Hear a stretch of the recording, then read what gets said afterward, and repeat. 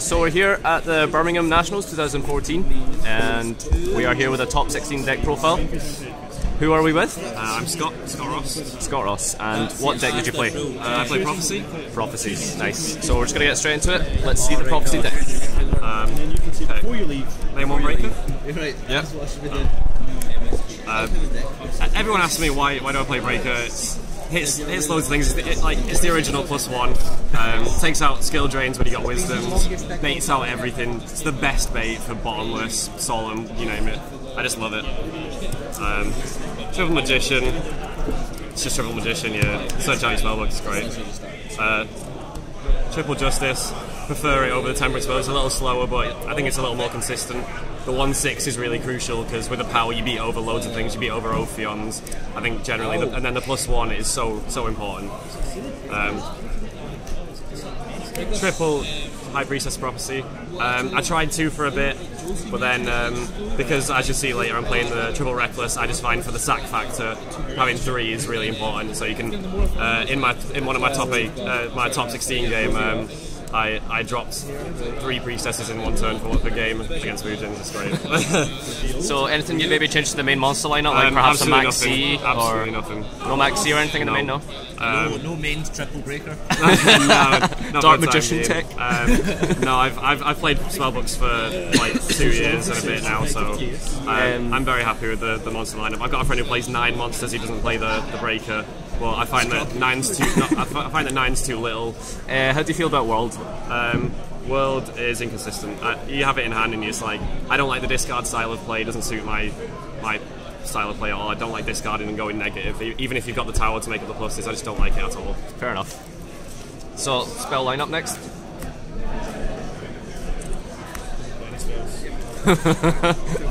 Yeah, no spells. Triple Secrets is Triple Secrets. Best spellbook. Want to open this all the time. Double Crescent. Any reason for 2 instead of 3? 3's too many. So cloggy. It's the worst card in the deck. Easily side it out every game, every single game without fail. It's just important because every now and then you will open it and adjust this, and then it's just great in that respect. But for the rest of the time, it's just dead. And you like whenever you choose 3 spellbooks, there's usually like 1 that you don't want, and you'll always get that 1, and it's awful. 2 master. Wouldn't play 3, wouldn't play 1. It's really important to be able to only play the 1 power, and then you can copy it. Make your priestess 4/5 if you want. Make your justice 3/6. Make your magician 2/5. It's just really important. Able to cycle yourself out of the banished with you go eternity, add the master out of the banished, master the eternity, add the sequence out of the banished. It's really important. Cool. Double eternity. Banished zone is obviously very important with the masters again. I wouldn't play less than 2. I wouldn't play 3. Just consistency, the number of books. That's just pretty standard, really. Sure. Double wisdom, something I've sort of played around with for a while. I went down to 1 for a bit, but then found it wasn't enough. I took 1 out and put a crescent in, and crescent was too cloggy. Sometimes, very occasionally, I make sure I have 2 in hand when they've got like 5 set back row, because sometimes when you attack, they go, I don't know, Fiendish Chain, and then you go Wisdom, and then they go Deep Res or something. And like very rarely, I would add the second one. Yeah. But generally, playing 2 really important for me. Sure. 2 tower, amazing, pluses all day. Yeah. Not much you can say about it really. I got a priestess off my opponent popping a tower today. It's just excellent card. Fate is at 1 for a reason. Yeah. MVP every tournament. Against Bujins, Fate the Yamato, attack over it, Fate the Yamato, attack over it, all day. It's just phenomenal. Even against things like Chamber, when you just banish 1 and you bounce things that they've set in the end phase, just to keep you ahead of them the whole time. It's just really, really crucial. If this wasn't a card, Spellbooks wouldn't be a deck. That's actually dirtier plays than Chainburn itself. Oh yeah. Let's not compare Spellbooks to Chainburn, okay? 1 power. For a long time, I played 2. It took me a long time to come down to 1, but now I've realised that with the power, if you loop it right, you only need the 1 really. Sure. Really important to punch over all your Ophions, whatever. 1 life, would never play 2 life, certainly would never play 3. would never play non. It's your soul charge for 1. And it's a searchable soul charge for 1. But it's really Monster Reborn is maybe a better. Yeah, probably. Yeah. Okay, let's actually hear like your reasoning behind not playing Soul Charge. Like, obviously it's pretty bad in Spellbooks, but like, what is your like opinion on it? You only run 10 monsters, and half the time you don't even open one. So half the time you end up just with one of these engrave, and then why would you Soul Charge one of these? Why would you Soul Charge this? It's just. So I take it you're pretty disheartened when Soul Charge made. I was a little bit, but flying C's a thing, max C's a thing, so it hasn't worried me too much, to be honest. Sure. Triple MST in the main. Yep. It's just really important in this format at the moment. There's a lot of setting, set 5, whatever. Yeah. Get your M phase MSTs in. Evil Swarm. Yeah. Unfortunately, I didn't play any Evil Swarm this weekend. Alright, nice. One thing I was hoping to avoid and managed it, so I'm happy with that. 1 Book of Neg 1. Don't like it? But in Prophecy, it can be Book of +0. Just give me Book of Break Even because you book your own magician. Or against Bujins, it was quite important when I didn't have the fate because I just booked it. The Yamato. Yeah. I cut it for ages and then I started playing again. Started playing Dark Hole instead of it. Didn't like Dark Hole. Book of Moon is cool. Alright, so that's all your spells, and I've noticed spells. there's no Upstart Goblin. No. Reasoning behind that? Conflicts with Crescent too much. I played it for a while. Crescent, a lot of people don't even know that like the turn you play Crescent, you can't activate any normal spells. I know I shouldn't say this. Cheating so many games, man. Loads of people just don't know it. And at a national tournament, I wouldn't try and cheat that. So like maybe at locals. You would at locals. Maybe at locals. Video evidence of a national cheater. But yeah, it conflicts with the Crescent. I'm almost certain that you've done this against me, you dirty bastard. And that's the spells. So yeah, traps now. Trap lineup.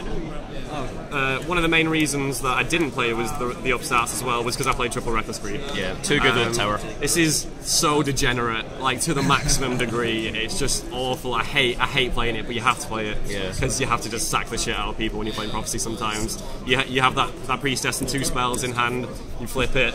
Sometimes I've even drawn the 3rd spell and then another Priestess and gone, this is ridiculous. With Tower, you still end up drawing most of the time anyway. Yeah, really good all weekend. Just, I wish I didn't have to play it, but I do, unfortunately. Soul Warning, this should be banned, because it's silly. You open Warning and, like, Fate, and you're just like, yeah, good luck. Okay, so how do you feel about, well, I suppose it doesn't really matter for you because of Soul Charge, but a lot of people like don't like paying that many life points. Yeah. I guess it's not really an issue for you because it's Spellbooks. And I wouldn't really even mind if it got banned, because, like, it's really annoying when you get it wiretapped as well. Like I was playing against Matthew Mills a friend in a regional Alexa, and he wiretapped my Solemn Warning, and then I drew it 2 turns later, and I was like, this is lost me the game. Like, I don't know. I'd be happy if it got banned, to be honest, because when people open it and you open the Magician, there's just nothing you can do, and it's really disappointing. Yeah. Yeah. 1 Torrential. Everyone knows Torrential. Pretty standard. Yeah. You can go Mega Plus off it. Last round, I lost to Harpies. He had Party. First party, I had Torrential. Second party, good game. But yeah, it's just phenomenal. You can't really argue about Torrential, can you? Bottomless is bottomless. It's great. Dragon Rulers, see you later. Did you meet any dragons today? I played 1 Dragons just one? yesterday, and I absolutely smashed it in all honesty. It's easy. 1 Black on in the main. How do you feel about Tech that? at the moment, great. Pretty good, yeah. Even in times where I thought, like, I was playing against Bujins who don't really overlay that much, and I finished his Quillin and he was like forced to overlay. I was like, yeah, you go negative. Yeah. It's so good. I wouldn't play more than 1 in the main. I would be tempted to put another 1 in the side deck, but I don't know. I'd space for other things. I really like it at 1, to be honest. Sure. Triple Phoenix Chain. Triple chain. Really good. Sided out a couple of games against things like Gig. It's sort of irritating because you Phoenix Chain the armor and then they summon the Axel anyway. Yeah, overlaying is dead. It's like it's good. It's pretty good. I wouldn't take it out for anything for the time being. I haven't really thought about it. Sure. Yeah, it's pretty good. So that's all the main deck. Anything you would make a drastic change to, or are you pretty pleased with everything I'm really all happy round? with it. The only thing that's been questionable is the finishes, really, but I don't know what I played instead. I like Tekken 1 Mirror Force, but I just didn't have the room for it at the time being. Fair enough. But yeah, there's nothing I'd change, really. Cool. So extra deck now. Yeah, people who say that the extra deck doesn't matter for Prophecy, and I'd say that means you're a bad player. If you don't, there's times in games where like if you don't have that extra deck, you would have lost the game. One Chimera attack. Oh, sorry. One Chimera attack for the Cyber Dragon in thingy in the side deck. How was that today? I only used it once. Played one gear. It was absolutely. It won me the match. Nice. Like my opponent went off, and then I just summoned the Cyber Dragon. I think it was about three maybe, and I just like attacked for game, and it was phenomenal. Like I summoned the Magician beforehand, before I summoned the Cyber Dragon, and he Solemn Warned it. So then I knew there was nothing to stop the Cyber Dragon, so I special the Cyber Dragon, summon the Chimera attack. Everything misses timing on the other side. All good. Nice. Silent Honors. I can make it with a Breaker, and if I life Breaker too good. Yeah, I life the Magician, and the life increases the level by 2. So that's how I make the level 4s. But I didn't do it all weekend because it's a bit of a luck thing. Yes. The same goes for all these. all these cards I don't make. Yeah. Just those. I didn't make any of them all thingy, but it's just good to have. You got the space. Things like this. If I got this out against Mermails, it'd have been great against Boojins, whatever. Diamond Dial's just a free pop anything, isn't it? So, and this is just amazing. So. I'll put down the Daigosto Phoenix because you make 2 Magicians, 3,000 damage, and then main phase 2 you overlay into the down a Magician, which is a 2/5 beater. It's a Piercer. So my opponent didn't even notice it was a Piercer. Set a max C and he had 2,500 life points. 2,500 damage piercing game, and he was like, "What?" And I was like, "Yeah." And yeah, it's really good. Spellcaster, Wisdom live, Fate live, and it's just a really crucial play Daigosto into. So how come you wouldn't maybe play 2? I don't own 2. Fair enough. And you only ever make a rank 2 once, unless you make Herald. I don't know. Yeah, that's true. Once, and even then, you would never make a second of these. So, and the only other time you'd use a second of these would be if you had 2 level 4s. It just wouldn't happen. Cool. The aforementioned Herald, never used it. I'm not a big fan of it. I tend to make Shelf and Daigosto Phoenix a lot more.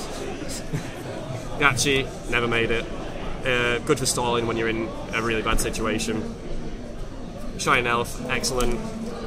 If you've got a couple of back row and you make the 2 Magicians, overlay for this. So if you've got the Wisdom, make sure it's safe because you don't want to go into a bottomless when they've got the Daigosto. You can protect it with Wisdom, Fate live, and then you can overlay for the down and again anyway. Zen mains could make it with 2 Justices if I wanted to, never did. Good for stalling when you got a bad hand. Same goes for the Alucard, it's on at level 3, one of the best level, rank 3s, sorry.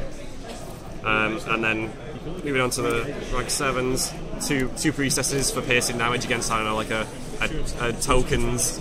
Didn't happen, but it's good to have the option. This is beast. Just the one? Just the one. Absolutely beast. Pops, everyone knows what this does by now.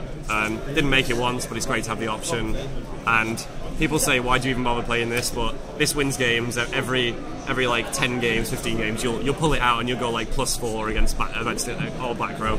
Spellcaster, protect it with Wisdom, Fate live. Enough said. Cool. Any changes you would make to the extra at all? Maybe change out a level 4 for something random. So Cute Boss, which is a Ghost Trick card that comes out in Cryo, is definitely going to go in. Nice. It's Spellcaster, 2 level 2 monsters.